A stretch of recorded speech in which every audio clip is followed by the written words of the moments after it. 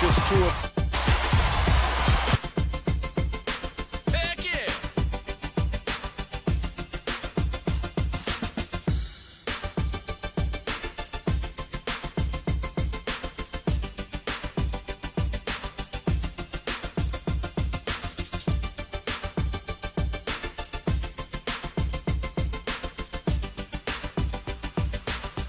Heck yeah!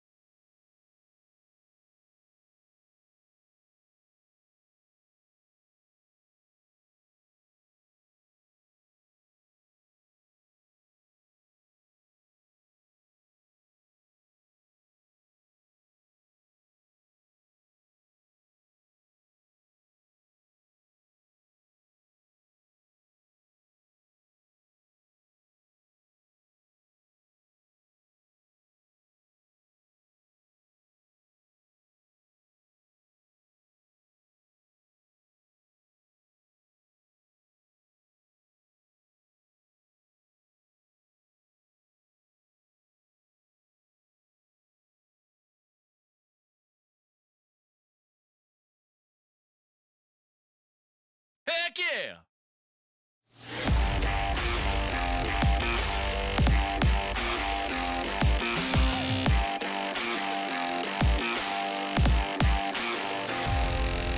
Live from the BiffNet Studios World Headquarters in Spring, Texas, it's Barry on Deck, hosted by former ESPN Houston radio host and stand-up comedian Barry Laminack, starring Oliver the Cat, written by Barry Laminack, produced by Barry Laminack, directed by, you guessed it, Barry Laminack, featuring sports, entertainment, special guests, film sessions, and some drinking. Okay, a lot of drinking. Viewer discretion is advised. And now, here's your host, Barry Laminack. What's up, you damn dirty deckheads? Welcome to Barry on Deck. I am your host, Barry Laminack. Thank you guys for being here. Today is Tuesday, July 28th, 2026.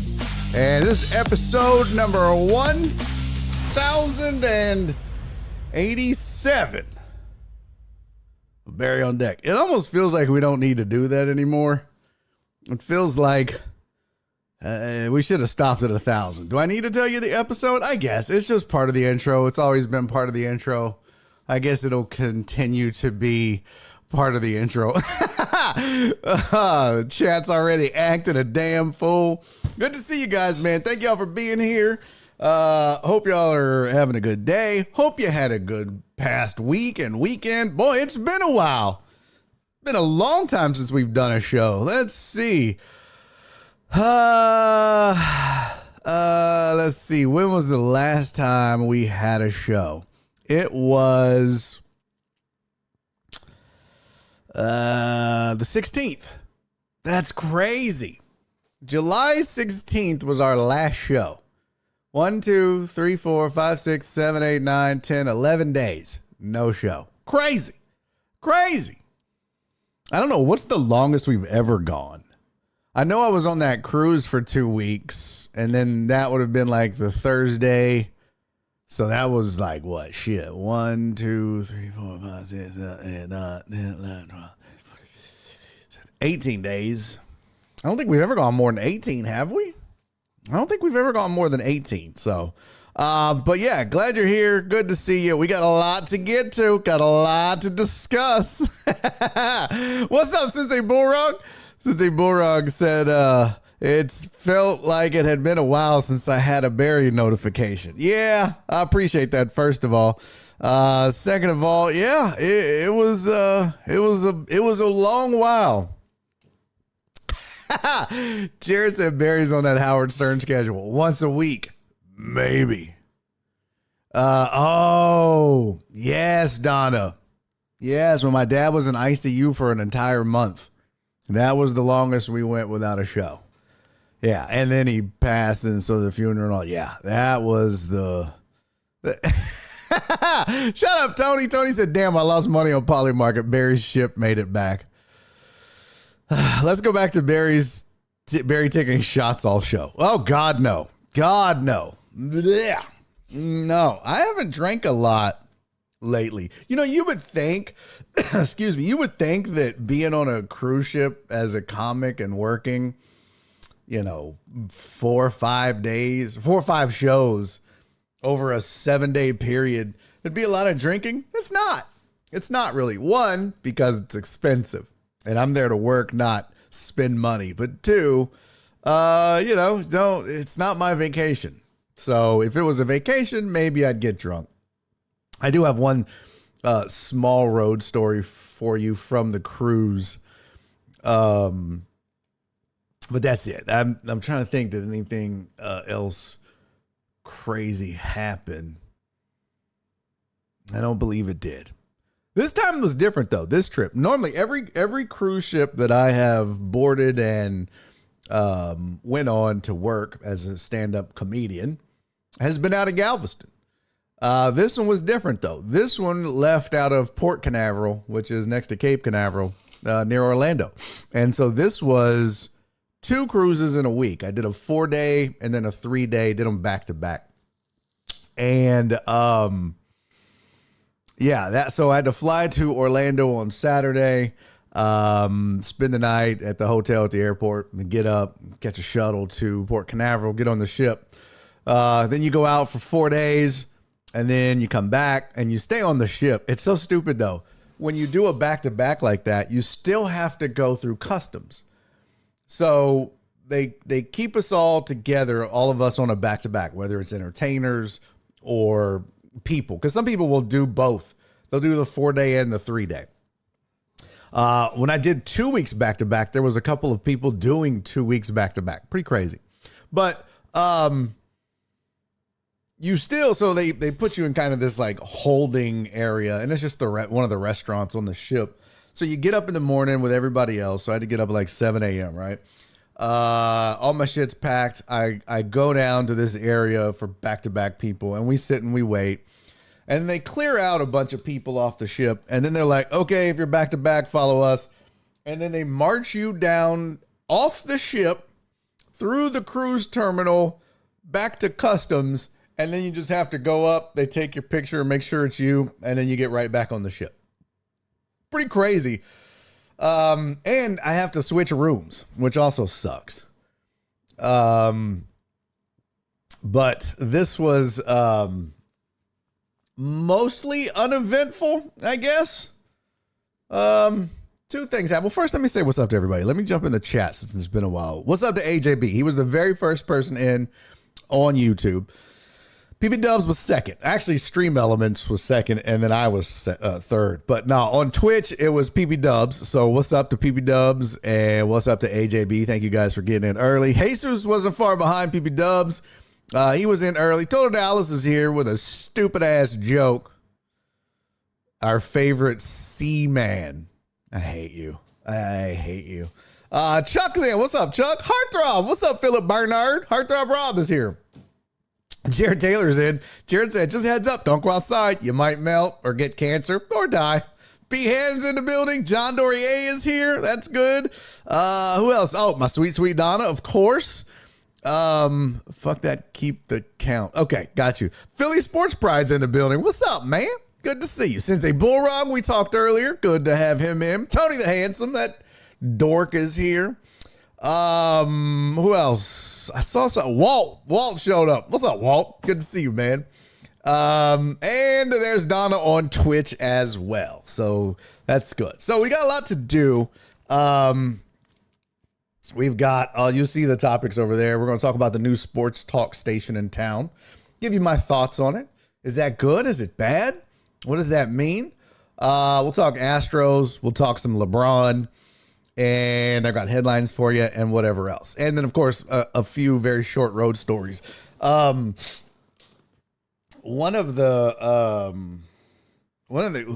kind of crazy happened that I felt terrible, right? So, hey, what up, Shock? Good to see you, homie. If you guys aren't following Shock on Threads, you're missing out. He's a good follow on Threads. Go give that man a follow. He's, I just like seeing his comments on shit, but give him a follow. What up, Rudy Rod? Sanitize, wash hands, social distance, back the fuck up. I think I missed Rudy Rod. He was in earlier. I think I missed it. I did. I failed you, Rudy Rod. I failed you, and I apologize. So one thing happened on the cruise that was kind of weird. I felt like a creeper. I felt like a weirdo, right? So the way it works is, on this particular cruise, I had to do 5 shows. Normally I do 4. Thank you, Rudy Rod. Rudy Rod said, don't worry, it's not the first time and it won't be the last time that you disappoint me. That's good. That's good to know. What up, Jeff Bell? Good to see you, Mr. Bronco. Shock says, now I got to delete it. What? So, normally, like, what happens, like, I'm considered a guest entertainer, right? So what that means is I'm not crew. because they have a crew section on the ship where they stay. What up, Chewy? And then they have regular guest cabins where, like, if you guys booked a week or whatever on this cruise ship, then you would stay in those cabins. I stay in those cabins. Now, sometimes they're nice and give me a balcony, but lately they haven't. They've been shoving me on one of the inside rooms, and that's fine. It's whatever. I just need a room. I don't need a balcony. I mean, it's nice. Sometimes I go out there and drink some coffee and work, but it's not necessary. I can go do that on the deck. Anyways, you do like this. So the first cruise was 4 days and I had 3 shows. And the second cruise was 3 days and I had 2 shows. So I had 5 total. And normally it's 4. And the way it works is, like, I just hang out. I do what guests do. Now, I'm not allowed to gamble. That's fine. But, you know, I go down to the pool, might smoke a cigar, drink some beer on the days that I don't have a show, go eat the buffet. But I just end up spending a lot of time in my room until it's showtime. Now, when showtime rolls around, it's usually, if it's a family show, they're early. If it's an adult show, it's usually later. 10:45 at night is when they start. Family shows usually start at like 7 and 9:30 or 7:30, 9:30, whatever. So I always just, you know, I do whatever. And then 30 minutes before I'm supposed to go on stage,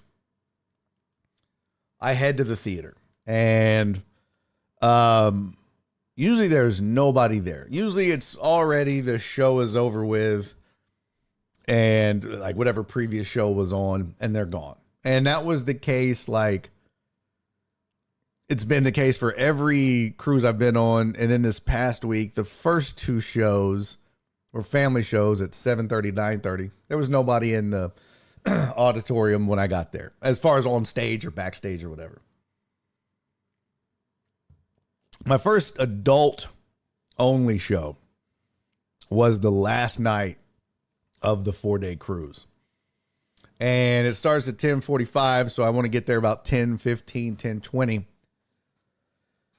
I make my way down to the backstage area, which I don't usually walk through the crowd, then up on stage and go back. I walk outside the cruise, so I'm like, it's weird because the way they have it is I'm walking where the lifeboats are, where if you had to abandon ship, I'm walking out there through this back door, down the stairs, and then you kind of make your way through the crew cabins, and there's a big heavy door to get entrance to the backstage area. So I've done this a million times, and I go down, I'm making my way downtown, walking. I get to the stage. I get to the backstage area. I open the door like normal. I walk in, and it is full of cast members. So apparently the previous show had just ended maybe at 10, and it's 10:15. I didn't know that. I wasn't aware of that. I opened the door. There's half naked women everywhere. And I was just like, oh shit. Oh God. Oh, well, I got to make my way through there. I can't leave because this is the only way to get to the stage. So I'm just like, I'm really sorry. Like, I opened the door and there's some girl just like, nobody's nude, but they're like in there. Some of them are in their drawers and some of them are about to be in their drawers. I'm just brawled. I was just like, Jesus, I'm really sorry, ladies. I feel like such a pervert because I opened the door and there's one girl and she's standing like this. She's got her drawers and she's like halfway down to her knee, and we made eye contact. I was like, oh my God, I'm so sorry. I'm sorry. And she just looked at me like, who the fuck are you? I was like, I'm so sorry, ladies. I apologize. I'm the comedian. I didn't see anything. I'm sorry. I've never felt so creepy in my whole life. Never. Like, nobody could have warned me. So I'm sure everybody on there was like, that guy's the pervert. Like, I didn't know. I had no idea. What did Jared Taylor say? I saw something. You sleep better in the interior rooms. No, there's no secret knock.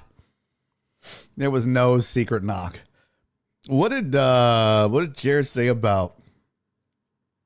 Oh, Dub said, do the clocks change if you go into a different time zone or stay the same as where you left? So, yeah, ship time is something you hear a lot about. And the way that works is whatever the time zone whatever time zone you're in at port is the time zone on the ship the whole cruise. So, for example, if you are like in Orlando, you're Eastern time. When you go to the Bahamas, which is where this cruise went, I went to like Island K, which is MSC's own island. It's really badass, beautiful, beautiful island. And then it goes to Nassau, Bahamas. But I think all of that is still Eastern Standard Time. So your time really doesn't change. It matches like when you're in port with what the ship is. But if like on the Galveston cruises, when they leave out of Galveston, they're Central Time. But then you go down and we usually end up in Cozumel, and I think that's a different time zone. So you still stay on Central Time for purposes of the ship and when it will leave. It can get confusing. So your best bet is just turn off automatic time zone changes on your phone. That's what I always do. As soon as I get on ship, I disable my what is it called? Hey, what up, Stephen Luther? What up, Evil Death? I disable my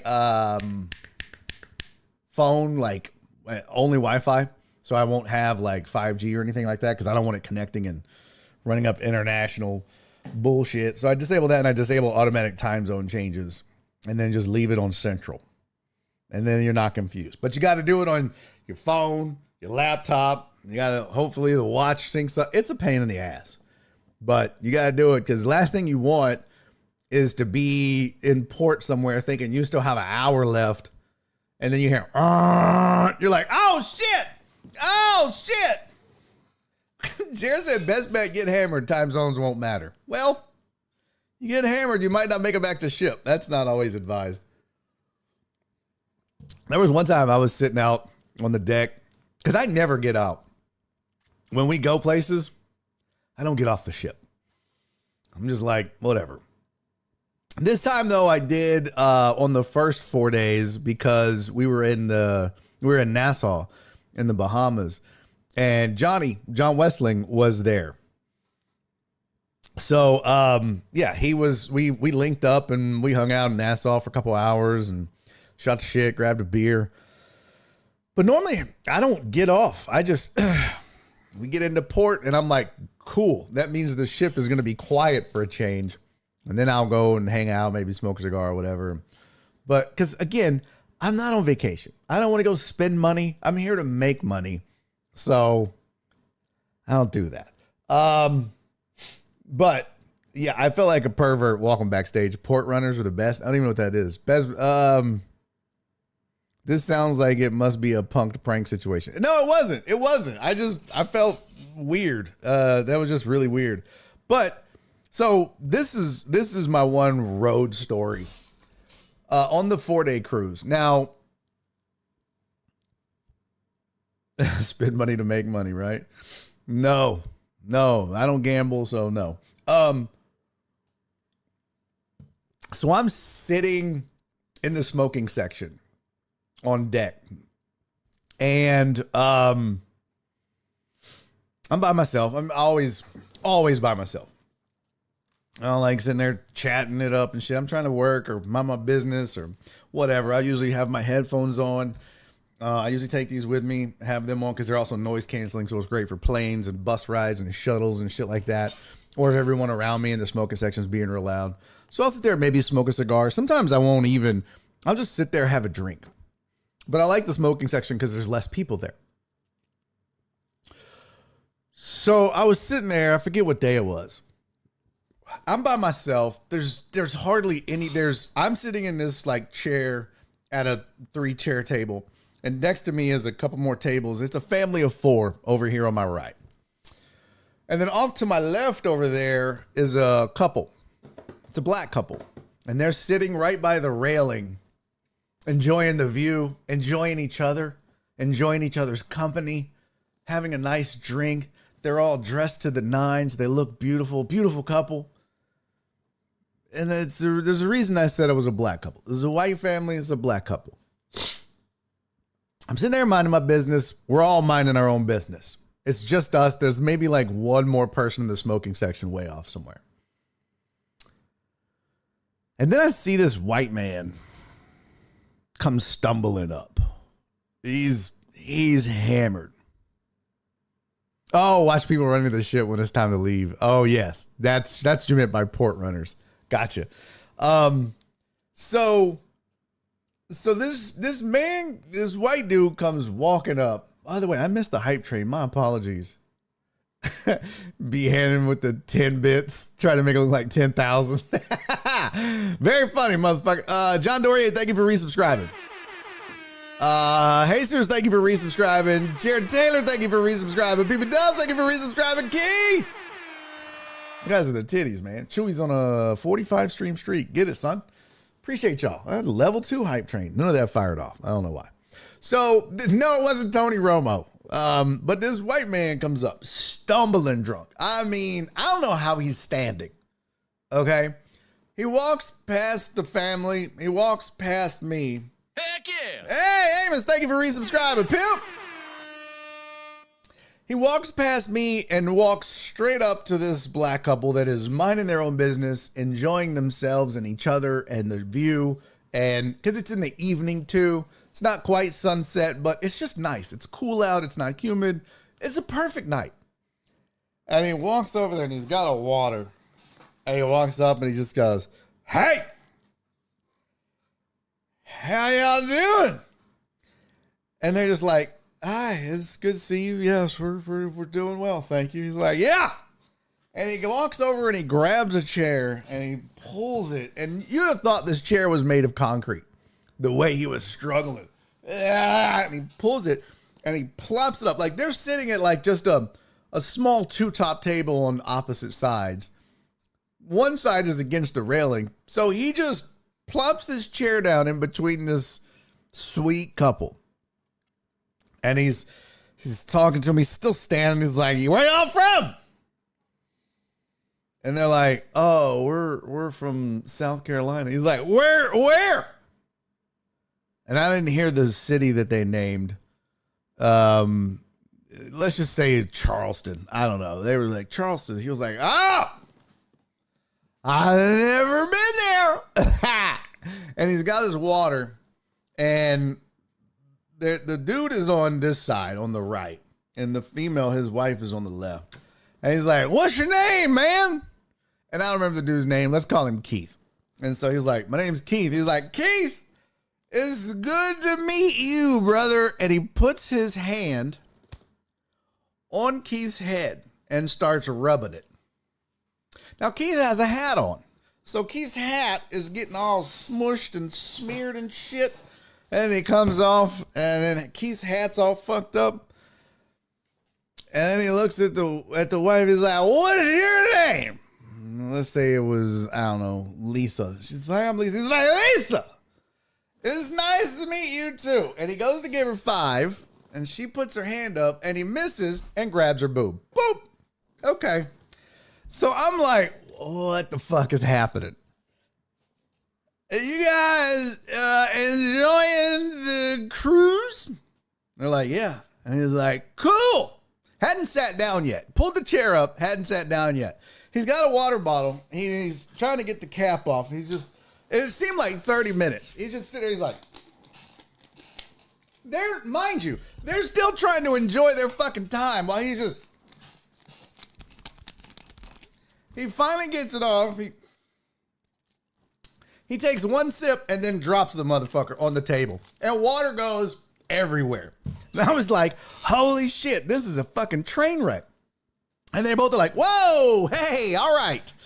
He's like, "Oh, sorry about that." He picks the water bottle up. But when he doesn't pick it up like this. He picks it up like this. So now the water that was in there is just dumping out. He's like, "Oh, shit." I was like, this is fucking crazy. So everybody calms down and, "Oh, it's all right. Don't worry about it. It's good. It's okay." And he goes, "Sup? where are y'all from? I was like, what the fuck? Now I'm getting aggravated, right? And they're like, we're from South Carolina. These are the most patient people. Not only would I have fought this dude if I wasn't working, I would have also just thrown him overboard. I'd have been like, you know what? Psh, get the fuck out. But these are the most patient people I've ever seen in my whole life. And they're sitting there and he goes, well, and then he grabs the dude's head again and starts rubbing it. And the dude was like, hey, man, hey. And the dude takes his hat off because he obviously doesn't want his fucking hat being smushed everywhere. And he takes his hat off. So the guy stops and then looks at his hair and was like, oh, wow. And then he just starts rubbing this dude's hair. Now, I don't know if y'all know a lot about black people. But one thing they don't like is white people touching their hair or their head. It's just that most, really anybody, but specifically white people. And if we were gonna zoom in, if we were gonna narrow down, drunk, obnoxious white dudes. They definitely don't want them touching their hair or head. So as soon as he was like, oh, wow, and then started like mushing it and I was like, oh, he's about to get his ass whooped now, boy. Woo, yes. And I stopped what I was doing. I took my headphones off. I was like, this man, what we say his name was? Keith? I don't remember his real name, but Keith, this black man had the patience of a saint. He was like, hey, man, it's okay. You ain't gotta touch me on my hair, bro. It's okay. And he kind of just takes his hand and moves it on. He's like, sorry. And he looks at the lady. He was like, what's your name? Again, she was like, Lisa. He's like, Lisa, where y'all from? I was like, Jesus Christ, man. And he was like, I know, I'm being annoying. And they were just like, oh, it's okay. It's all right. I mean, I was fucking flabbergasted. And then he kind of stumbles over to the railing and he's leaning on it. And I'm like, I hope if he goes over, I've got my phone. I'm like, man, if this motherfucker goes over, he ain't going in the water. There's another deck below. I was like, he's going to break his fucking back. This is going to be hilarious. And as aggravated as I would have been, these two saints, the guy was like, hey, man, be careful, bro. Don't get too close to that railing. You might fall over. I was like, what? I'd have been fucking... Oh, my bad, bro. Are you okay? I'm sorry. But he was like, hey, man, be careful. Don't get too close. I was like, wow. And so then he walks back over and he's like, all right, I get it. And he's talking a little more. He's like, I'm going to leave y'all alone. I apologize. And then he turns my direction. And we make eye contact. And I was like, nope. I put my headphones back on. I got my laptop face down. Don't, motherfucker, don't. You're not about to cost me my job, bro. Don't come over here. Don't come over here. And he does. Here he comes. He comes walking up. Hey! And I was just steadily typing. And he gets about, I don't know, maybe 4 feet from my table. Hey! And he's still got a water bottle. Nothing in it. It just fucking, he's dumped that shit all over there. And he comes walking up and gets about 4 feet. I take my headphones off. I look at him and I go, hey, man, just fuck off. Excuse me? I was like, fuck off, man. I don't want to fuck with you. You're drunk as fuck. You're over there bothering them people, man. Don't come over here. You're going to fuck up my laptop. You're going to do something. And then it's going to be a problem, man. Just fuck off and go somewhere else.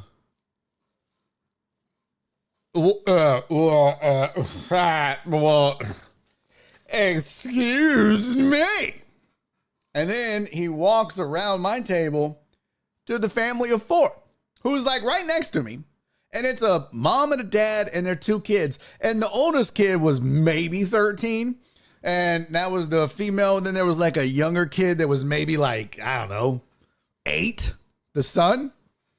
How y'all doing? And they're like, we're okay. He's like, that guy doesn't want to talk to me. I was like, no, I don't. He's like, are you guys having a good cruise? And they're just like mortified because now their kids are watching this drunk man. He's slurring. He can barely stand up. And what is you drinking? Where y'all from? I was just like, what the fuck, man? And so right about that time, the server, because every area has like servers, those usually 2 or 3, but there's somebody always assigned. And she comes walking up. She goes, hey, why don't you let me get you a drink? Huh? I was like, oh, fuck. She was like, yeah, let me get you a drink. Let's get you some water or something over here at the bar. Come on with me. He's like, well, I don't need. She's like, oh, come on, I'll buy it. You ain't got to worry about it. You don't need your card. He's like, what? She was, come on. And she just slowly moves his drunk ass into the aisle and then walks him off to the bar. I was like, that woman is a hero. She might have saved his life too, because me and that dad maybe would have whooped his ass. I mean, I wasn't going to get into it. I'm not going to lose my job, but woo-wee. And so she walks him off, and the family looked at me. They were like, oh, my God. I was like, yeah, I cut that off real quick. I'm sorry you came over there, but I wasn't having that. And then that black couple got up.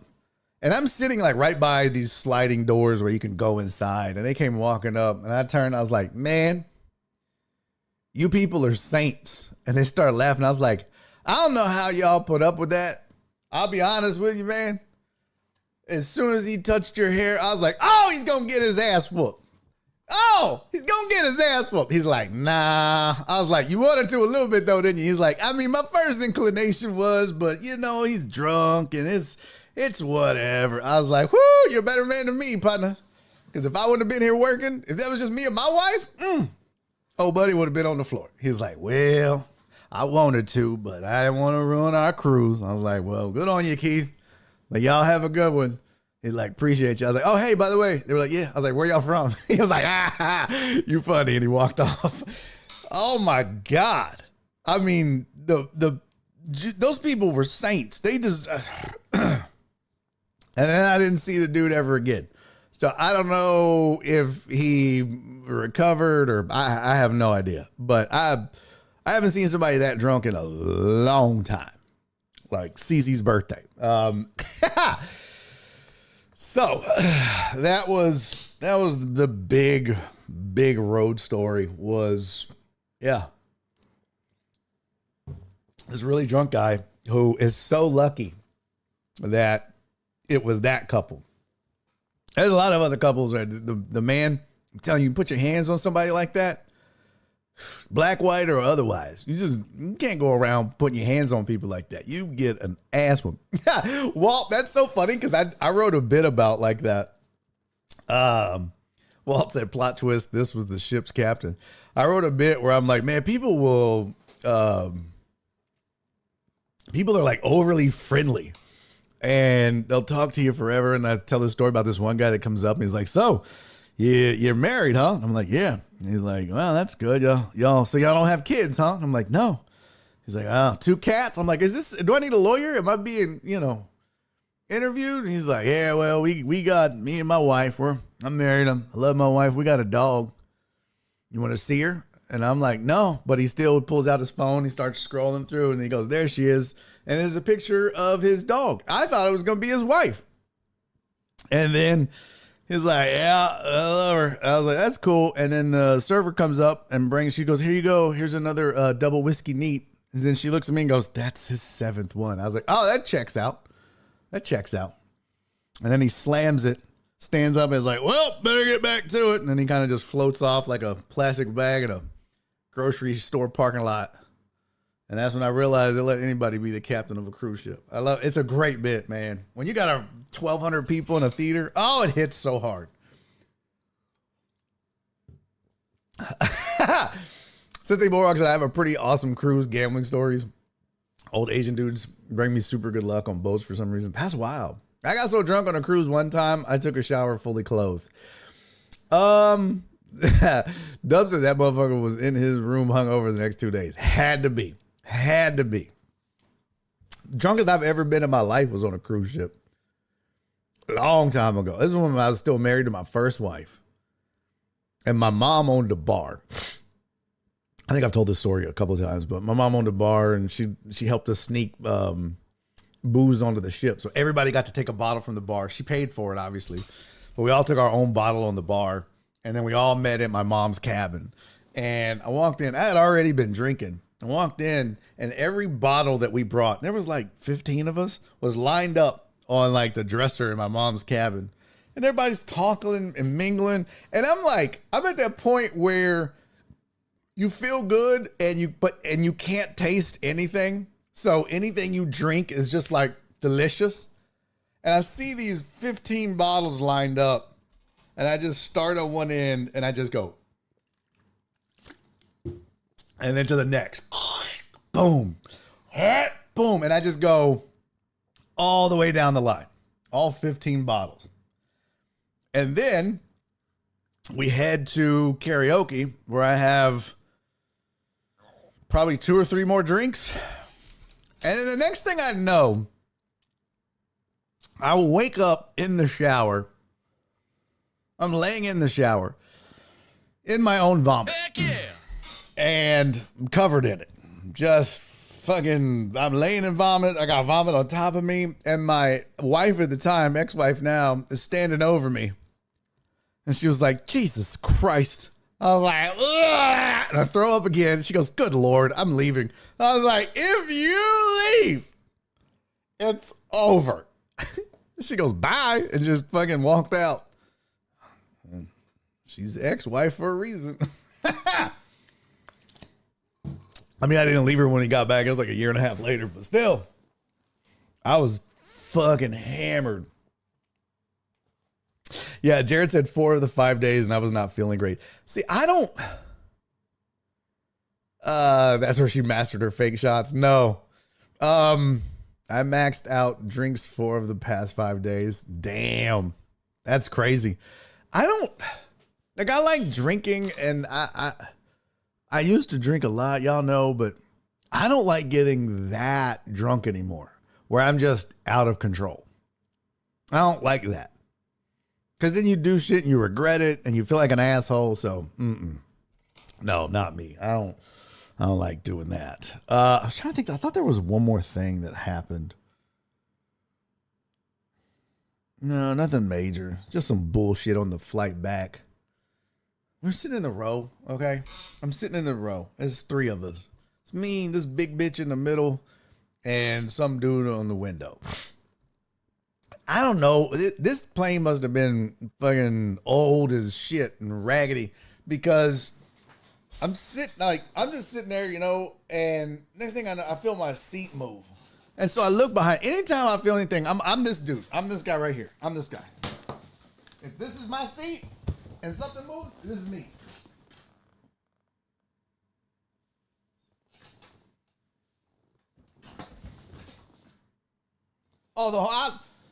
I'll stare your ass down the whole fucking time.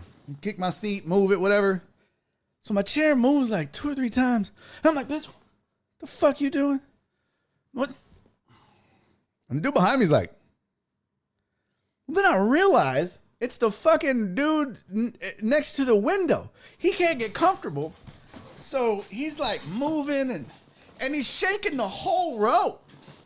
I was like, what the? I have never, ever been on a flight where somebody moves in their seat and the whole row of seats just goes woo, woo, woo. I'm like, what in the Spirit Airlines is going on this flight? It was United too. Oh, I hate them so much. I didn't have a choice. My agent booked it, but I would not have flown United again. Fuck them hoes. My cousin called me from his 8-day cruise Sunday telling me he had 62 French connections, which is a shot of Hennessy and 1 Shadow Graham and a glass. What? Shadow Graham? I don't. We call them beautifuls because after 2, everybody's beautiful. Oh, that's funny. Damn. 8? Whew. I don't like getting that drunk anymore. Like getting married to the wrong woman drunk. That drunk. Yeah. So that was weird. So that's okay. No, that's not. All right. I think we got it all in. That motherfuckers. Yep. Okay.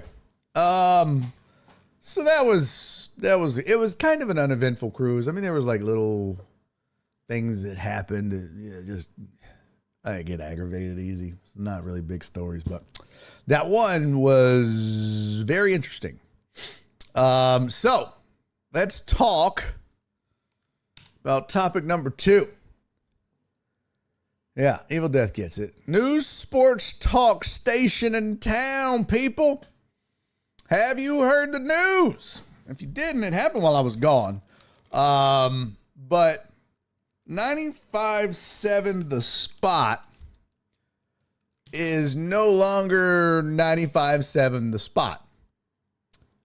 It is being replaced. What the hell?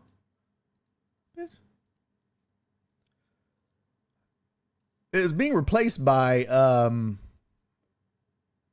sports radio. It's rebranding as The Fan. So Sports Radio 610 is moving to the FM dial. And look, it says for 32 years, Houston sports talk leader has been Sports Radio 610. Full disclosure, I hosted the morning show on 610. Who wrote this? Sean Pendergast for Houston Press, July 23rd. Okay. I mean, I wouldn't say it's been the sports leader. That's their tagline, but there were plenty of books in the last 32 years that they've lost. Overall, yes, they obviously get the best ratings. But the article says, on Wednesday morning, we announced at the end of my morning show that Sports Radio 610 is indeed moving to FM, launching Thursday, August 13th at 8 a.m. Now, what up, Alex?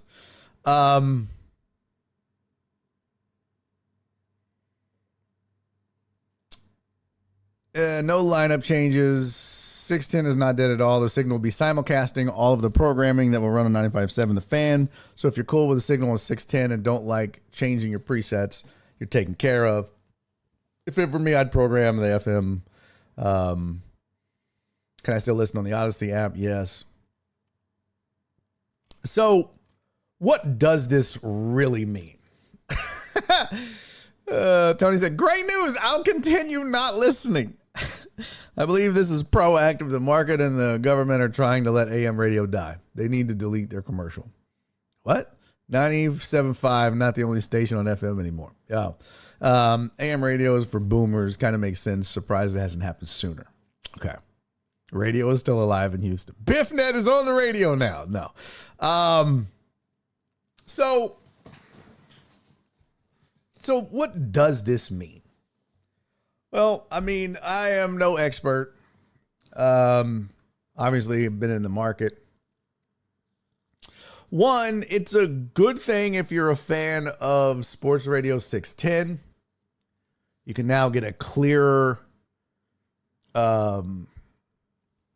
signal to listen to. And turn the dial on your phone to continue listening. So in that regard, hey, you know what? If you're a big fan of what they do, no pun intended, more ways to consume it and listen is always a good thing. Someone said, Total Dallas said, I believe this is proactive. The market and the government are trying to let AM radio die.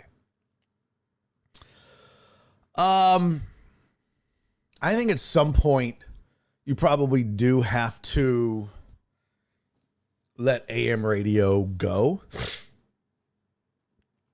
But I think it goes beyond that. This to me is like, oh, that's good. But at the same time, you're really just, it's a shell game, right? You're just moving it's 3-card Monty.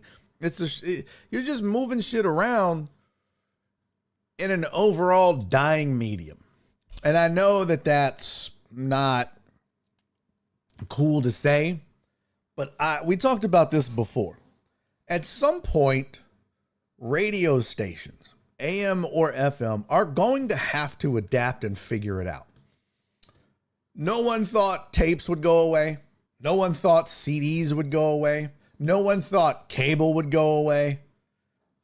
And they're all gone. No one thought getting a newspaper delivered, that's forever. Nothing is. And neither is radio.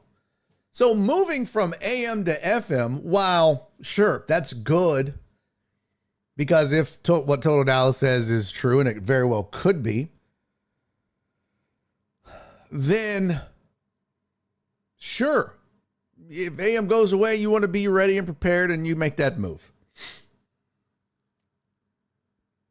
But at the end of the day, you still have to understand where the future is. Less and less and less people listen to the radio. I can't tell you the last time I have listened to a radio station in my car. And this was while I was still in radio. It's just not so. People have the ability now to control exactly what they want to hear, when and how. So you can listen to a podcast or 3 in a row. You can switch podcasts from one topic to the next. You can pull up your favorite playlist on Apple Music. You can listen to YouTube. You can listen to a live stream like Barry on Deck on Twitch and YouTube.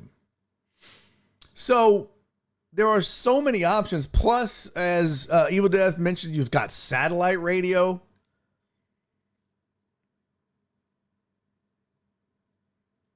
So it's like,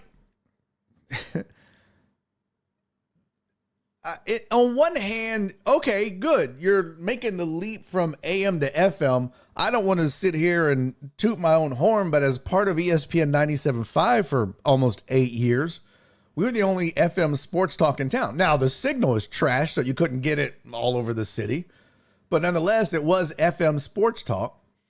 And the crowd and the listener skews different on FM than it does AM. AM is older. AM is always going to be older listeners, right?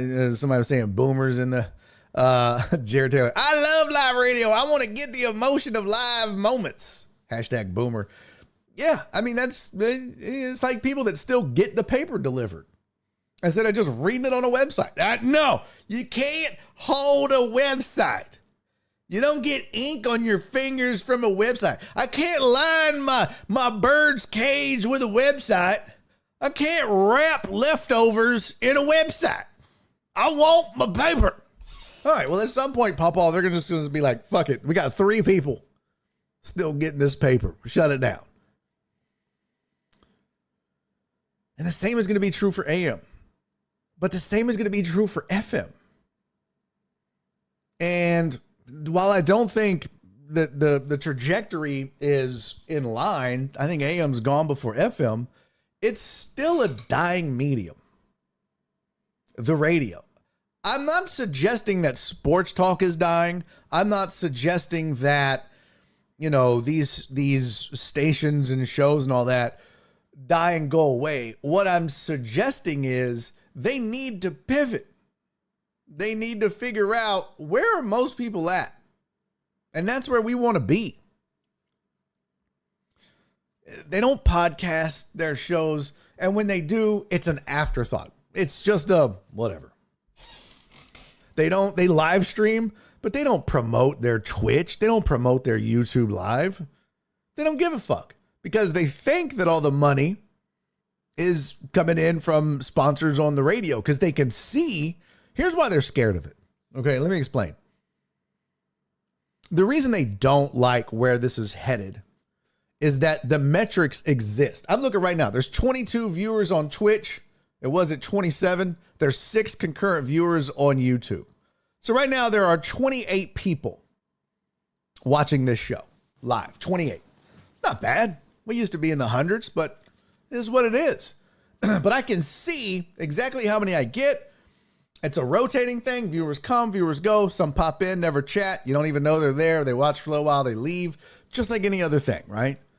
You're never going to get every viewer to stay for the entire show all day. Every show all day. You just don't get that. That's why when it comes to Nielsen ratings, they do quarter hour, 15 minutes. But also, Nielsen ratings, smoke and mirrors. Oh, we got a 1.6 book. We got a 2 book. What does that mean? Well, it means you had 2,000 viewers at one time over the quarter hour. Estimated. That's like estimated. Yeah, there's only like 12 Nielsen boxes in the market that are sports talk. I think that was the number the last time I heard. There are 12 people in the city of Houston who have a Nielsen box in their car that picks up sports talk at any given time. This is, if you lose one, your ratings plummet. You lost 1/12 of your audience. It's an antiquated horseshit way of determining how popular a station is or a program. So it's good for the stations because yeah, we got a 2.0. We're leading the market in sports talk. What does that mean? You got 9 people listening. And it's not. It's more than that, obviously. But it's not what people think. I think people just assume, oh, man, it must be having like 50,000 people listening at any one time. No. Definitely not now. Maybe 50 years ago. Definitely not now. Definitely not in Houston, and definitely not across the landscape of this country. It's way down. So move to FM. There's more boxes. There's more people listening. There's more chances of people scrolling past your shit on the dial, and boom. So you pick it up and you listen. And the opposite is true here. So we have 23 viewers now and 10 on YouTube. So now we're at 33. See, we were just at what, 28? Now we're at 33. It goes up and down, and it does all throughout the show.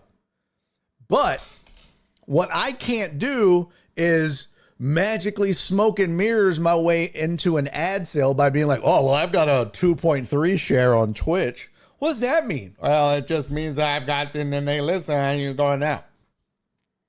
What? What? Like that's what I kind of feel like radio sales is right now. Oh, we get a 0.9. What does that mean? I mean, it's bad. It's bad. It's real bad. But here they can see you guys only have 38 viewers, or somebody just said 97.5 right now has 15 viewers. Imagine that's it. Nobody wants to advertise to 15 viewers. So that's why they're so hesitant to not do. But I feel like, see, somebody like me, I have my own issues and problems, and you know, I don't grow this show. I have failed miserably at growing this show to my own fault. Whether it's my procrastination, my fear of failure, my self-sabotage, whatever you want to call it. Laziness. But that's on me. But there are entities out there that with enough time, money, and resources that they have and I don't, they could grow their Twitch following.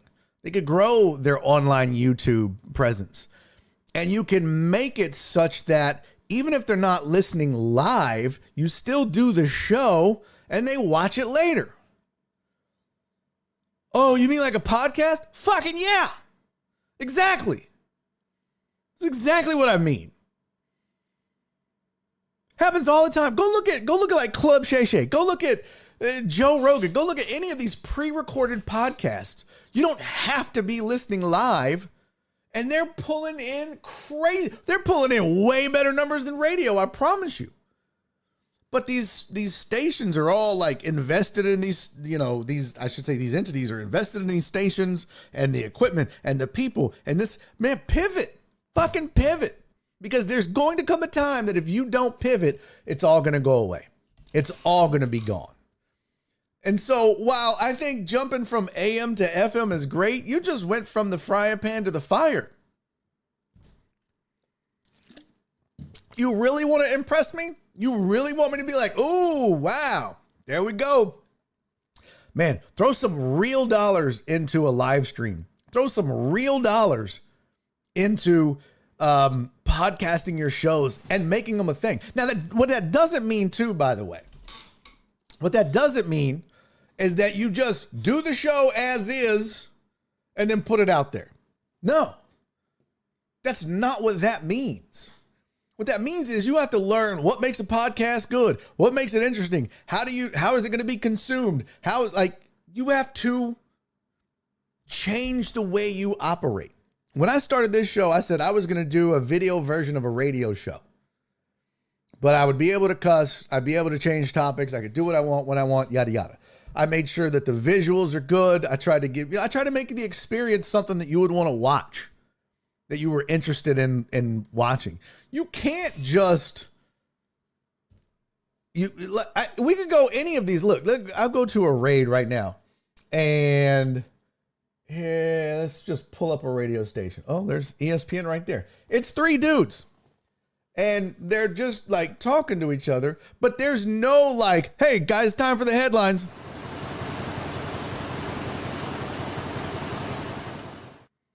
Wow, look at that. There's some graphics that come up. You get a change. It's a scenery. It's like a TV show, kind of. Oh, hey, look, check it out. Film session. They don't do that. It's just this the whole time. They might put like topics up like I have. They might put like, social media. But you gotta get into it. You gotta give it some production value. And the same is true for the podcast. You don't just record a 3-hour radio show and podcast it an hour at a time and go, they're not coming. Well, 1, you don't advertise it. 2, you have to make it so that it's interesting to listen to later as well as live. They're not doing any of this. And including when I was there. Yeah, we were on live stream, but we hated it. It sucked. We had our chat, our text line, which was awesome. That was like our chat. But you have to really invest in it. And none of these stations that I see are doing that. I mean, I'm looking at all these different radio shows. 1077 The Franchise is streaming live. 10 viewers. Look at this.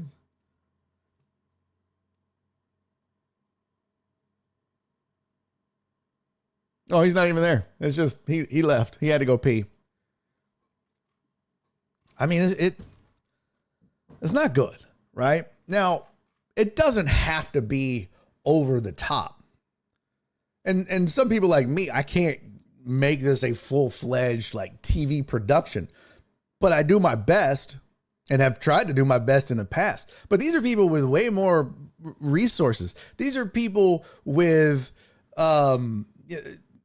money, and they have a producer as well as they do the shows. So they don't have to be me, where I'm the sales staff, I'm the marketing, I'm producer, I'm host, I'm CEO. Like, they don't have to do all that. They already have that in place.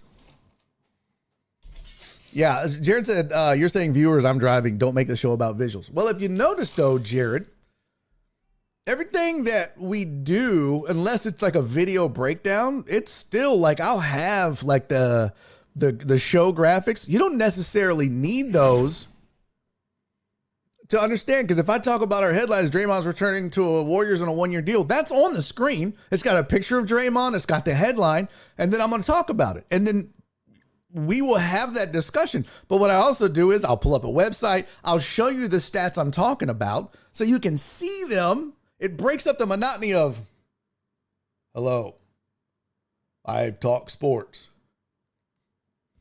But they don't do any of this shit. And so not only do they need to evolve out of terrestrial radio, they're going to have to evolve the way they produce. It's a fact. So, I don't know. A good example, like you look at something like the Pat McAfee show. A great example of the Pat McAfee show should be a radio show. It is not your quintessential TV show. It's a podcast that airs live on ESPN. It's a radio show / podcast that airs live on ESPN. But what they do a good job of is making it a production, making it something of value that you can watch live, but also you plan something I don't do well, but you plan, all right, this is going to be a segment, and then we'll clip it. It's 10 minutes, and we'll put it out there as its own standalone video that people can consume later. They can watch it or listen to it whenever they want. And that'll be a podcast clip. It'll be a YouTube clip. We'll chop it up even further and make short. Like, all of this shit is new media. This is how you run shit now, instead of going, hey guys, we're on FM now.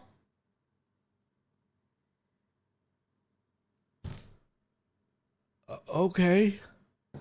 Cool. It's like Tony said. Good. There's another place I can not listen. I don't know. The bells and whistles are great, but the content is what gets viewers. Yeah, that's true. If your content sucks, but you got pretty graphics, they're not going to stick around. That doesn't hold them. What that is it's like eye candy, right? Think of it this way. It's like if you're making content, if you're making content for social media, they always tell you, first thing you have to do is grab their attention within 1 to 2 seconds, 3 max. That's the hook of the video. So you got to get their attention right away. And then you got to hold it. And the way you hold their attention is you have to change the view of the camera. You have to do that. You have to do something. Oh, what was that production value? Did I just zoom in on my face? What? You got to do something like that. You got to have sound effects. Break up the monotony. You got to do different things. You gotta, where'd it go? Shit. You gotta do different things. Bye, Felicia. Bye, have a great time. Get the fuck out of here. You just have to give a little effort to spice it up a little. But the content still has to be great. It still has to be interesting or funny or entertaining. And could you get away with all that and no graphics? Sure. But you're going to lose people regardless. So I'll probably listen because I haven't learned how to change my stations. BOD is the cup holder of my commute every day. It's on. Oh, nice. Thank you, Dubs. I think I would love Pat McAfee. He didn't look like an asshole. Well, I mean, hey, what up, Chris? Don't forget bartender as well. Yeah. I like Fox Sports Radio on 790 on the weekends. Okay. Again, like, even like when you listen to radio, there's certain things you do to break up the monotony, right? You have a soundbite, you have stats, you read a text, you have a funny. Remember on The Usual Suspects, the one Nick would always like soft pork horn, like when I fucked up the words, like. You have all those things that you just throw in, and that's what a good producer does. Is they're listening, and you say something, you hit them with that, and that's what we did really well, I felt like, on The Suspects. We had interesting topics. You never knew what we were going to say. We would tiptoe the line. We would talk about the craziest shit. It was anything but conservative. And the same was true for The Blitz. And then we had other things that you mixed in with it, and that made it fun to listen to. And it was on FM, so it was clear. You could do all that on this medium. And I mean, bro, let's if I go look at, because if I'm not mistaken, Pat McAfee is still on his YouTube grind, right? Yeah, still on it. He's got 3 million subscribers to his YouTube channel. His last show today streamed 3 hours ago. It has 153,000 views. Okay. 153. You telling me you can't sell ads for that? Now, here's the other thing. not only are you getting those views live that you're selling live reads and ads for and even running them during the live stream possibly, but when it's all said and done and YouTube runs ads on that, you're going to make even more money from YouTube and from Twitch. So literally, these stations could be making more money than just their normal ad sales. They won't do it. It's crazy. Absolutely crazy. And then when you clip those segments, those talking points, those 5 and 10 minute things, look, show highlights, Pat McAfee. The Pat McAfee Show predicts who's going to win the NFC North. 2.3 K views. So 2,300 views, that's less than an hour. So that video has probably made 10, 12 bucks. Just that one. They've got up 4 videos since the show ended. One has 2,300, one has 3,000, one has 7,300, and one has 7,100. All of those combined will make several $100s just from the clips. Just from the clips. Several $100, maybe thousands when it's all said and done, especially if one goes viral. And then you have, here's the Troy Polamalu who finally answers why he lied up that 5.9 million views. That made a ton of money. It doesn't make sense. It absolutely does not make sense that radio's like, well, you know what we'll do? We'll go to the FM. Cool. But don't stop there. Portnoy's Barstool is similar to the McAfee Show. Yep. Letting the listeners pick Way Back Wednesday song. Yeah. We did everything to involve our listeners. We did as much as we could. B. Hannah said the non-sports talk by the usual suspects was elite. Thank you. Take that as a compliment. We tried. We definitely tried to make it fun. I'm not a McAfee hater, but I don't get why people love that so much. Love that show so much. It is different. It's not for everybody. Just like the usual suspects wasn't for everybody. Just like the Blitz. Just like I don't know what the names of other shows are on other stations. I don't listen to any sports talk anymore. But any of those, right? The dunk, the fast break, the whatever cliched sports things they use to call their shows. I don't listen to them. But not everybody's going to like them. Everybody's going to have some they do and some they don't. And that's okay. But you got to go out, figure out what your market is. Like for ESPN 97.5, our market was bros. Like it was just middle-aged dudes. But we had a lot of female listeners, especially on the suspects. But like the shit we talked about was crazy. We weren't going after boomers. We weren't going after men in their 50s and 60s. They also don't listen to FM that much. But that wasn't our market. Our market was like 18 to 35, although it's not like a technical market. Technical market was 24 to 54. But like 18, yeah, Evil Death male, 1835. Yeah, maybe into the 40s. People that could relate to us and we could relate to them. You know, you use current slang and terms and they're not going, what? Why is he talking about dope? No, I said that was dope. Ah, but you shouldn't do dope. Okay, Pawpaw, get the fuck off the air. So, all that matters. Lawn Talk Fridays were the best. Thank you, Cisco. Hell yeah, they were. So, congratulations to Sports Radio 610 for at least making some move. But, man, you can't stop there. Got to keep going. Just my thoughts. Cisco said, Ennis was always trying to attract middle school boys. He was happy if they listened to.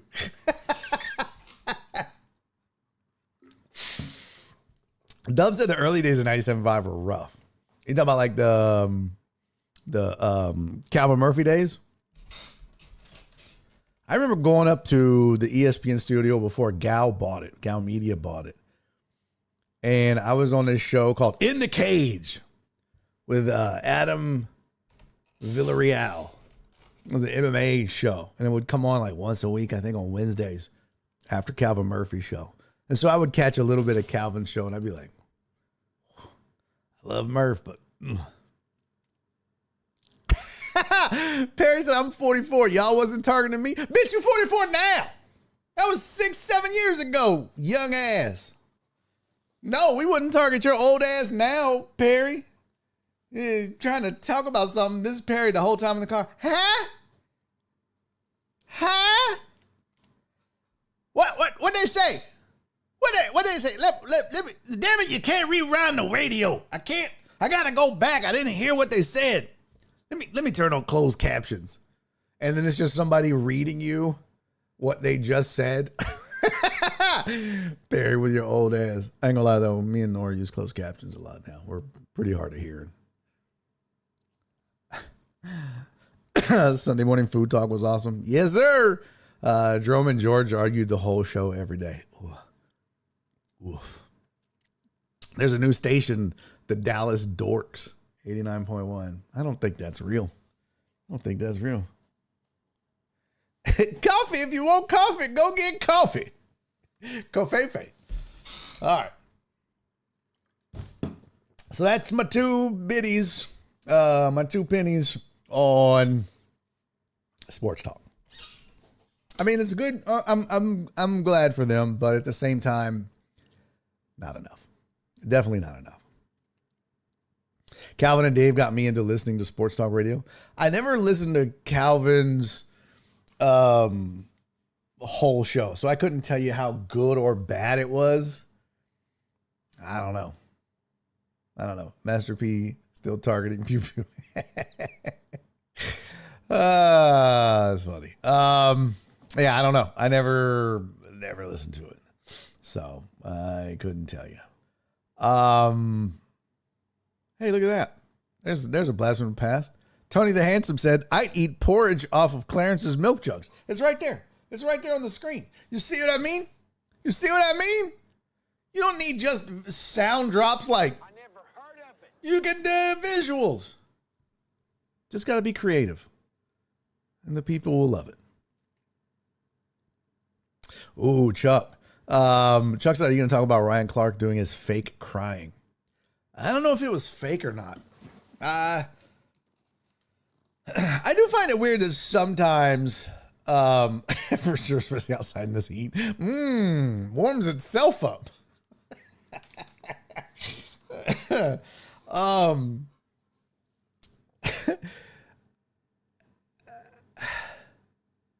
don't know that I necessarily agree with you that it was fake crying, but I only saw a short clip. When he was talking about going back to New Orleans, is that the one? He's like, I just want to be accepted back in the Crescent City. Yeah. At least he didn't do that one for That's the best cry ever. The worst cry ever is the best cry ever. Was it best cry ever on YouTube? Yep, there it is. Because I know. We used to play this on the Suspects all the time. Deep down in my heart. I made Nick go get it. I still love you.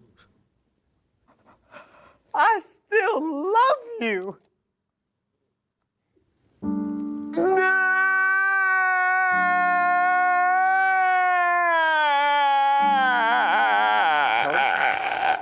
That's the best.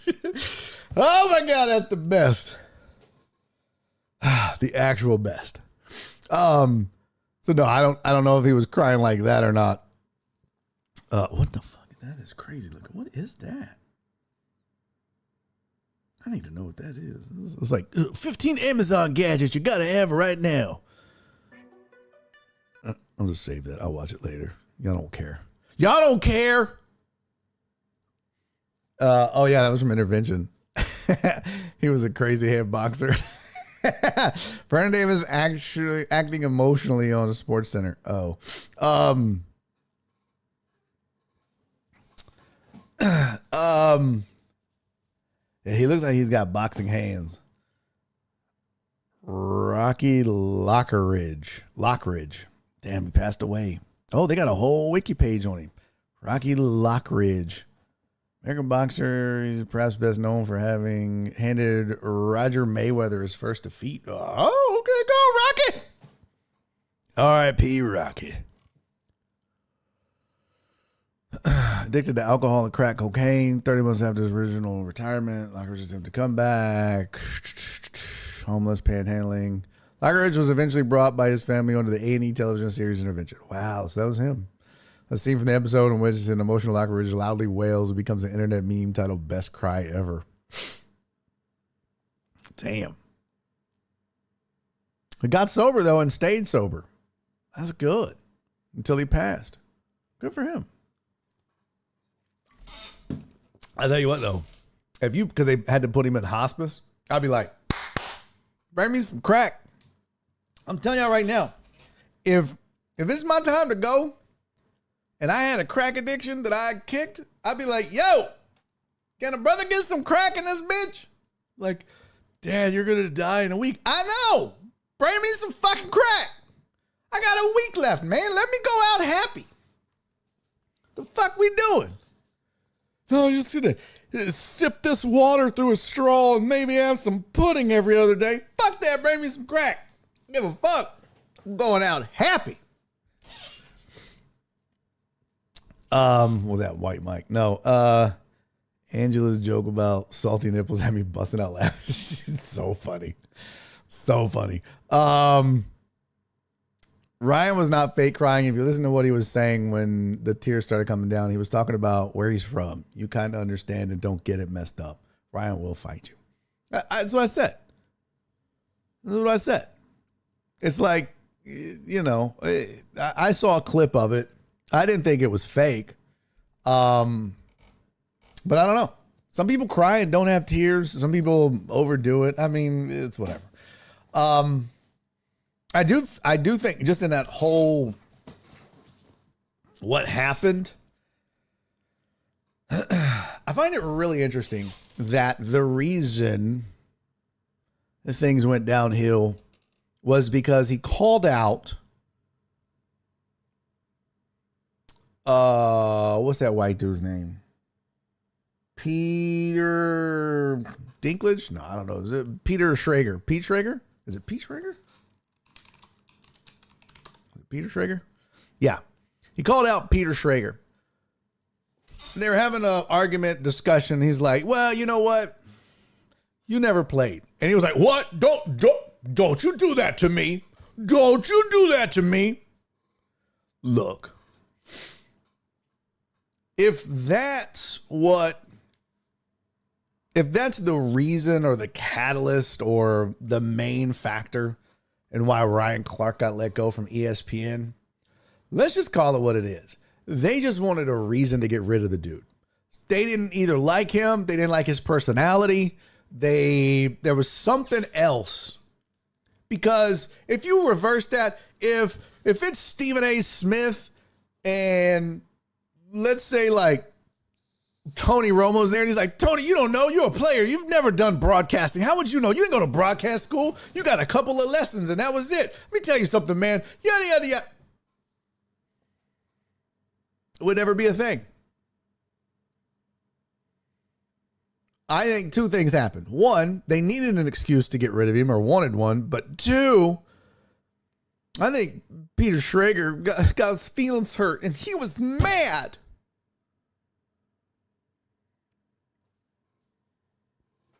So, I don't know. I've also heard that Ryan Clark was not easy to get along with, not liked by a lot of people. What do I know? And this is all secondhand information being passed to me.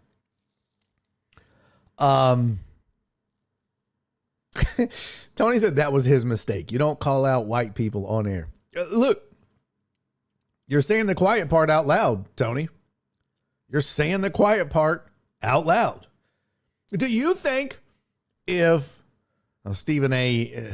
Probably same thing. Do you think, Brian Gumble, I'm trying to think of somebody on air black that wasn't a player, that if he did that to, would they would it have been the same? I don't think so. I really don't. So he said a few of the bigwigs didn't like him. Yeah, that's what I've heard. I think Ryan Clark did this to himself. Look, this is like what I tell comics in my workshops and stuff. I say comedy is a people business, like any other business. Any job, any walk of life, any business you're in, it's a people business. And how you treat people matters. And if you're an asshole to everybody, well, eventually it's going to come back on you. And you're going to cross the wrong person, or it's just going to start to pile up. And eventually they'll find reasons to get rid of you.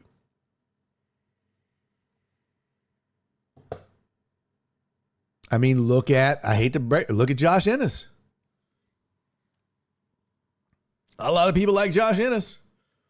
And so he goes to a station, he gets brought in, things start going, and he gets on everybody's nerves. And then it's like, now they just wait. He's going to fuck this up himself and we can get rid of him. And that's what happens. That's what happens. Because here's the big thing. If you make the station a lot of money, they'll tolerate whatever in the fuck it is you do. Look at Pat McAfee. I mean, the dude admitted on air that he used inside information about LeBron James to bet on the, what do they call the open market, the Kalshi or whatever, if LeBron was going to Philly. Because Shams was going to be on a show. He used inside, that is highly illegal, and you're supposed to be at least associated with, if not part of, journalism and have some journalistic integrity. And you're doing that? That's a fireable offense for anybody. Unless you pull the numbers and make the money that McAfee does. And I don't mean the money they pay him. I mean the money he makes for the station with ad sales and otherwise. And he's liked. So that matters.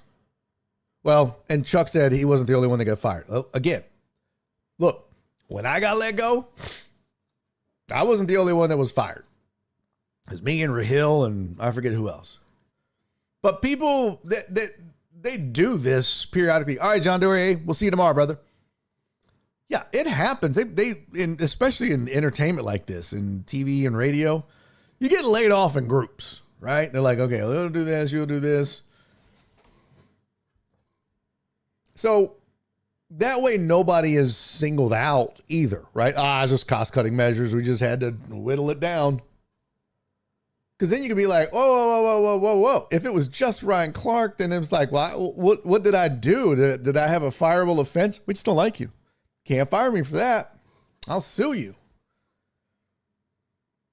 But if you let 2 or 3 people go, now it's just cost-cutting measures.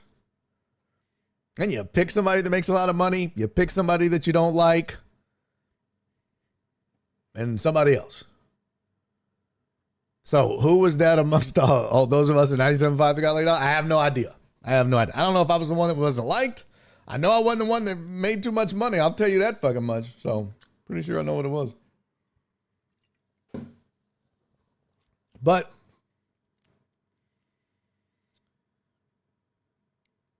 I look,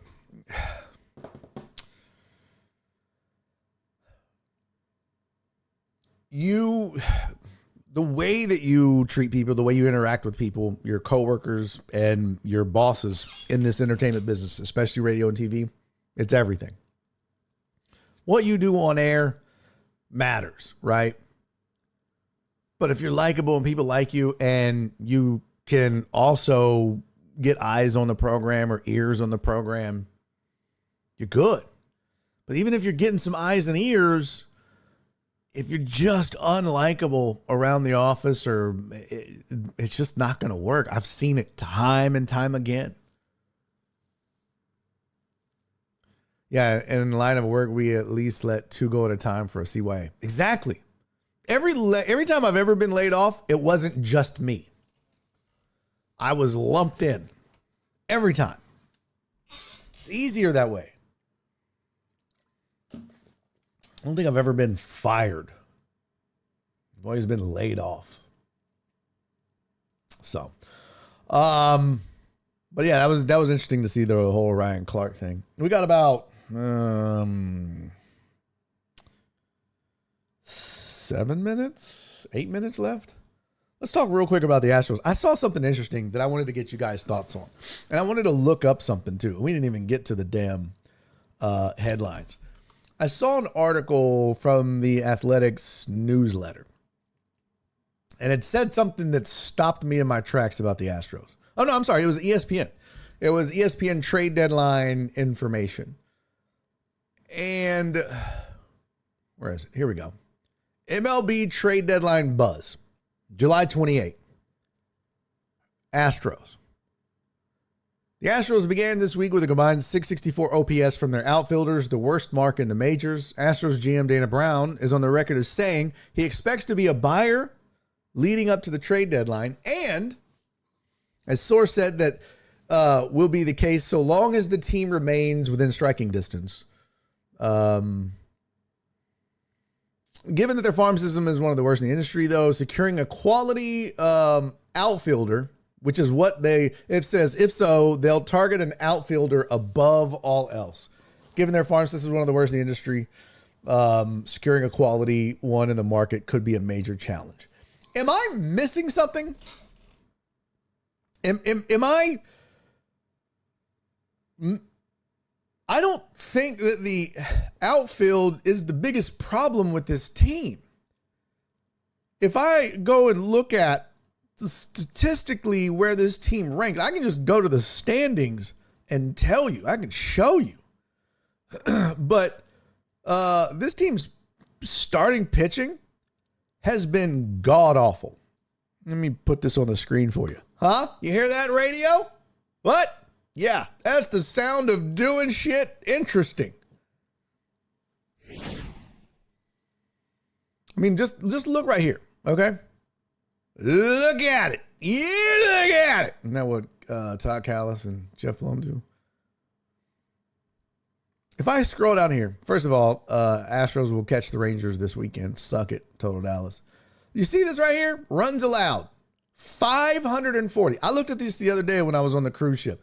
At the time, there was 4 teams in the American League that had over 500 runs allowed, and the Astros were one of them. In fact, if you look, the Astros have currently third most runs allowed in the American League. It goes the Athletics, and then the Royals, and then the Astros. Now, the Athletics are second to last in the division and winning 41% of their games. And the Royals are dead last in their division, winning 42% of their games. That's a really high number. The problem is, though, they're also scoring quite a bit. They've scored more than any team in the AL West. And again, in fact, if you want to sort by runs scored, they're at 495. There is 3 teams ahead of them. So they're fourth in runs scored, the highest, and fourth in runs allowed, the highest. Runs scored isn't the problem. They're putting up runs. Now, granted, I get it. It's slowed down a bit. They were 1 for a long time. It's this number. It's the 540 runs allowed that is absolutely killing them. They needed the late inning comeback last night and some Angels errors to dig out of a first inning hole that their pitching staff put them in. So, yeah, I understand. You've got a bunch of young, mid to lower tier outfielders that aren't really producing all that great. But when you get into the playoffs, if you don't have a rock solid, killer 1-2 punch, and really you need a 1-2-3 punch from your rotation, you're fucked.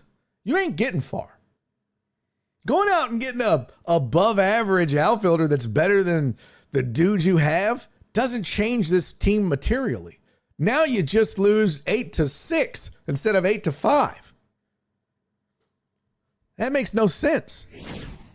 I don't understand why. And probably part of it, and just talking out loud, maybe part of it is like what was mentioned in the article. They know they don't have the assets to go out and get a lockdown starter, like a solid, and I mean legitimate number 2 to complement Hunter Brown, whom you hope figures he's been up and down. I feel good about Hunter Brown though.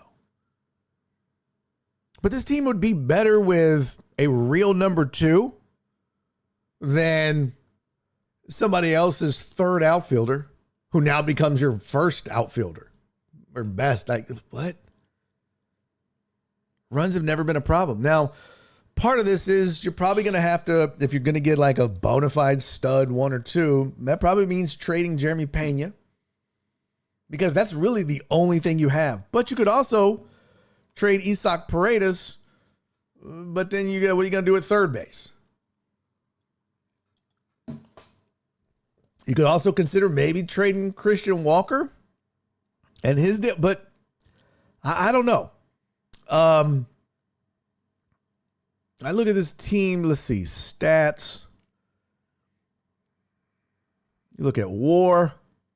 Gosh, it's so top heavy. Jordan's got a 4.9. Pena's got a 2.8. Paredes with a 2.6. Christian Walker with a 1.6. Cam Smith is 0.8. That's it. I mean, look, I want to be patient with Cam Smith because he's a hell of a defender. But god damn, he's got a 648 OPS. And this is who you gave up Kyle Tucker for. And now you're going to go and do the same thing with Jeremy Pena to get another Cam Smith because you need an outfielder? What the fuck are you doing? I don't know. Jose Altuve having a 0.0 WAR is also not good. Jeez. So the run production has slowed down. Yes. But your pitching staff, you've got Peter Lambert with a 2.9 WAR. And then you got Okert with a 1.7 and Josh Hader who has a 1.1, and that'll improve. That's it. And then everybody's under a 1, including Hunter Brown, Arrighetti, Imai. Like, it's just bleh. Imai's got a negative 0.2 WAR. It's bad. It's bad. If you go and look right here, look at this. Batting. This is where they rank overall. MLB. They're 11th in runs, 18th in batting average, 15th in on-base percentage, 9th in slugging, thanks to Jordan. All right, so top 10, 11, 15, 18. Let's go to pitching. Oh, Jesus. Earned run, 26th. Quality starts, 21st. Whip, 25th. Batting average against is 14. Those numbers are the problems, not these. These numbers are not the problems, it's these. I don't know why they're not considering going out and getting some starting pitching. Just let's look at their depth chart real quick. I know they're getting a bunch of people back. Arrighetti, they just put on the IL, so that's terrible news. But they just got Blanco back. I thought they just got back Christian Javier, but maybe he's hurt again. I don't know. Probably. Let's see. Hayden Wisniewski, Bryce Matthews, Tunde Burrows, Brandon Walter, Carlos Correa. So I don't know where Christian Javier is. But maybe that's their thought is, if we get Javier back and we get Blanco back, and then, wow, that's a couple of, man, they're a half a season behind everybody. I don't know. Just my 2 cents. I think they really have to go and get a quality starter. When does the baseball season start? Big fan here. Terrible job last night. 1 inning, right? 0.2 innings. Didn't even make it an inning. He went 2/3 of an inning, I thought. Unless I'm wrong. I thought he went 2/3 of an inning last night. Imai. Let's see. Scores.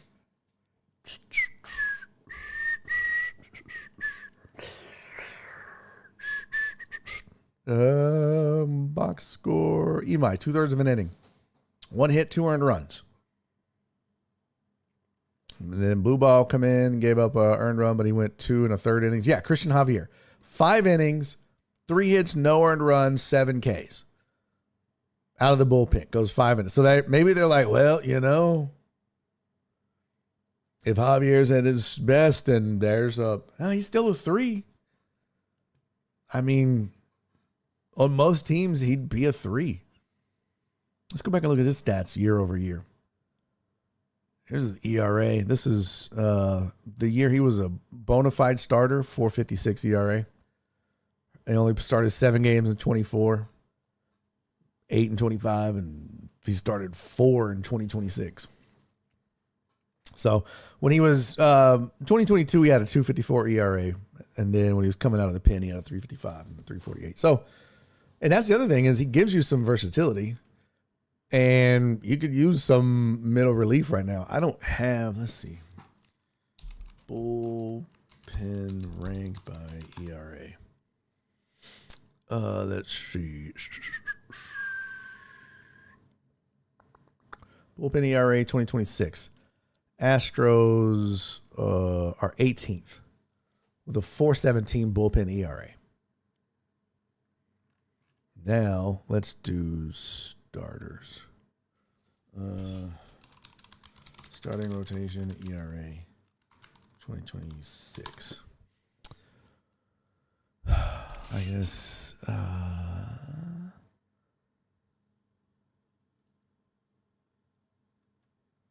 team of the head, team of the high score, March, April leading off. Nope, I just want starters. Where is starters? Jesus, they have everything but that. Oh, there's starter. Where'd it go? Where did it go? There we go. Starters by ERA. Dodgers are first. Astros. Gotta be worse than 18. Lower 10, I'm guessing. 28th. 5.19 ERA for starters.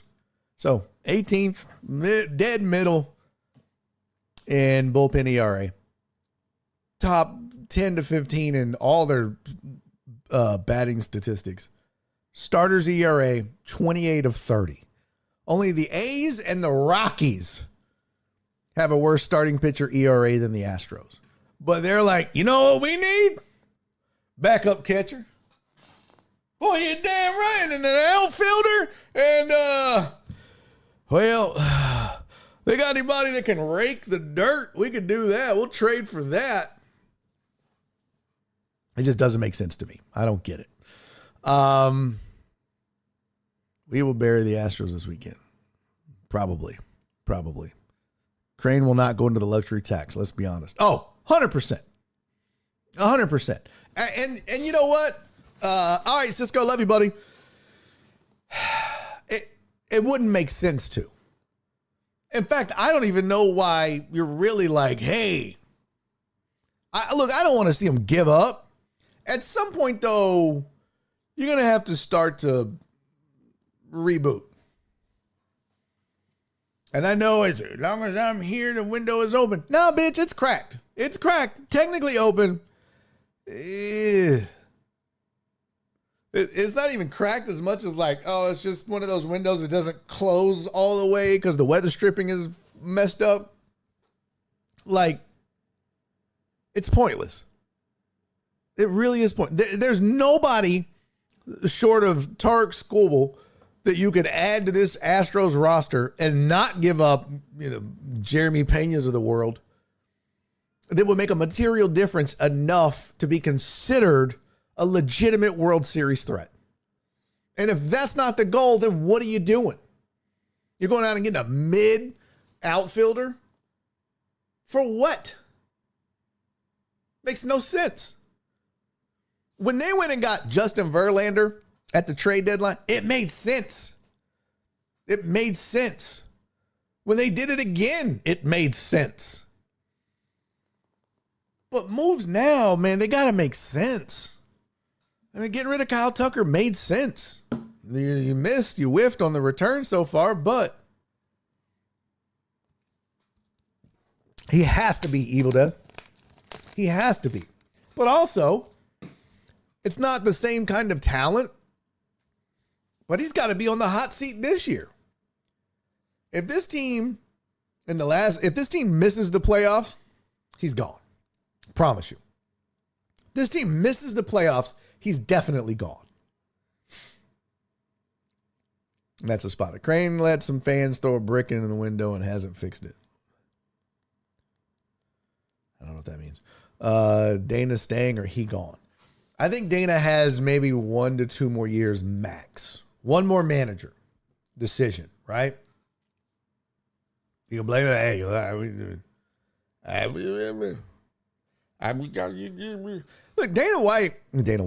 Dana Brown. I knew it was one of those colors. Dana Brown has made some good moves. He's made some bad moves. The fact of the matter is, you take the good, you take the bad, and you take them both, and there you have the facts of baseball. Look, has he been, what the city of Houston is used to from a GM? No. His track record shows that he really knows how to scout, recruit, and get young talent to an organization. He has gone out and made some good deals. Has gone out and made some bad deals. To me, he's a net, he doesn't move the needle. Every time it goes up, it comes back down. He does one move that's like, ooh, and then he does a move where you're like, oh. And I think it's a net zero, not a net positive, not a net negative. It's just a net zero. Trey said Dana has zero say in the organization. He's good at drafting. Everything else is on Crane. I hope you're wrong about that.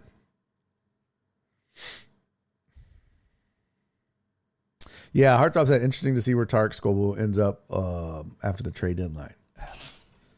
I think it's one of the big names right now, right? It's either Milwaukee, New York, Yankees, possibly the Cubs. And then I think there could be like a surprise team. If you go look at the farm systems of contenders, Seattle, right? Like where's Seattle rank? Here's 2 names that popped up. Let's see, where is it?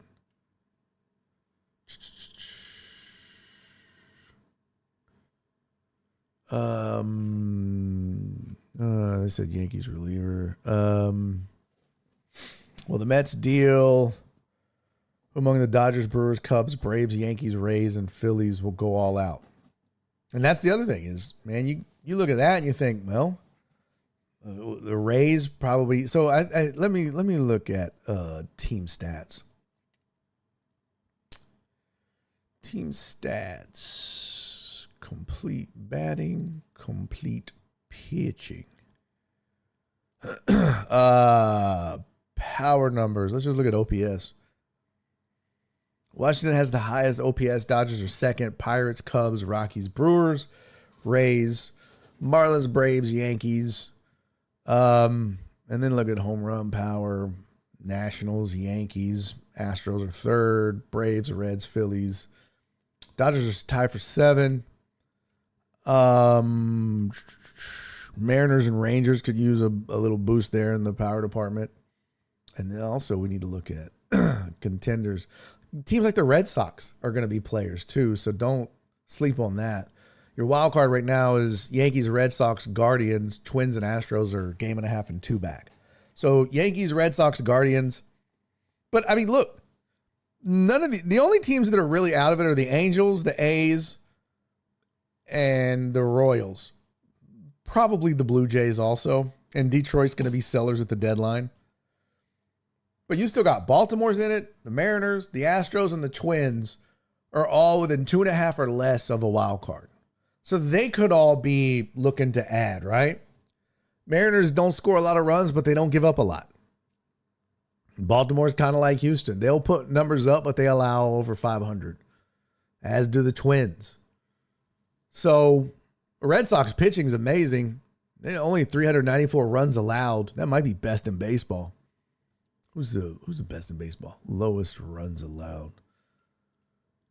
394 by the Red Sox, 396 by the Brewers. Yeah, and 391 by the Dodgers. So that's the best. So the Red Sox, third best, but 442 runs. You could be a little better. Yankees pitching is really good. 409, and they're almost at 500 runs scored. So Yankees add anything, they're going to be a problem. It's going to be interesting. All right, Perry. Love you, buddy. Keuchel signed with the A's. Pfft, ain't going to matter. Depleted farm makes moves that matter almost impossible. Exactly. Dubs it. Is he a good scout, or is that what's been fed to everyone? No, he's a good scout. He's very good at. He has a great eye for talent. He's good at building a team that's a good scout, that scouts well, and that's important. I mean, look, you can't knock. Atlanta has been a player for a while now, and a lot of that has to do with Dana Brown and the talent he brought into that organization. So, yes, he's good at what he does. But, you know, sometimes shit don't work. So, all right, let's get out of here. I'm gonna go make some what's it called? Bourbon chicken. I'm making the wife bourbon chicken tonight. Oh shit! We didn't do birthdays. I'll do them tomorrow. I promise. I owe 2 birthdays to one person, and I will do them. I promise. I gotta do a sticky note so I don't forget. You open it. Let's see.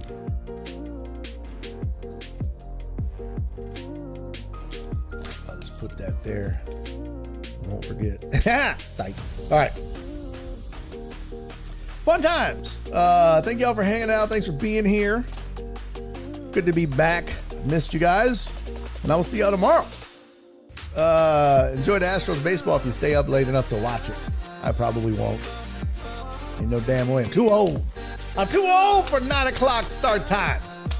Just shit together, baseball. Why is there anybody that lives on the West Coast? Get your ass to the middle, idiots. All right, I'll see y'all tomorrow, man. Before I see you tomorrow, though, do me 3 favors, everybody. Be safe, be kind, and most importantly, hey, shut your mouth. Love each other. That's my wife. I love you. I'll see y'all tomorrow. Bye, everybody. And he's making a YouTube video.